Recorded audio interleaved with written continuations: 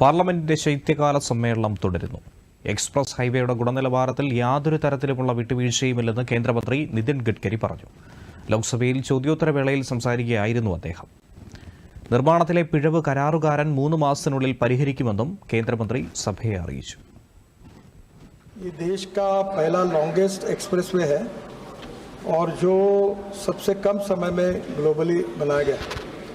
इसकी कीमत 1 लाख करोड़ है और इसमें से दिल्ली से मुंबई ये 12 आवर्स में हम जा सकेंगे और 200 किलोमीटर डिस्टेंस कम हुआ है।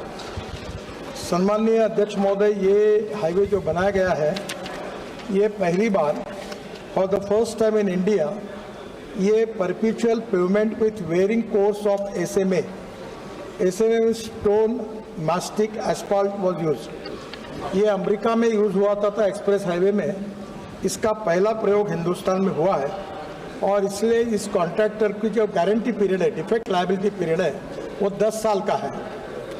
ये this technology is use in high density corridors across USA and Europe and provide superior riding quality than cement, concrete and alternative. Cement में जो पेमेंट होता है वो हार्ड होता है और इसमें जो बिटुमिन है उसके कारण टायर ढककर एक कंफर्ट्स मिलते हैं, इसलिए इस टेक्नोलॉजी का उपयोग किया गया था। 10 साल इसकी डिफेक्ट। റെയിൽവേ 2024 ഭേദഗതി ബിൽ അവതരണവുമായി ബന്ധപ്പെട്ട ചർച്ച ഇന്ന് ലോക്സഭയിൽ നടക്കും. അതേസമയം 2005 ദുരന്ത നിവാരണ നിയമ ഭേദഗതി ബിൽ സഭ പരിഗണിക്കും. കേന്ദ്രമന്ത്രി അമിത് ഷായാണ് ബിൽ അവതരിപ്പിക്കുന്നത്.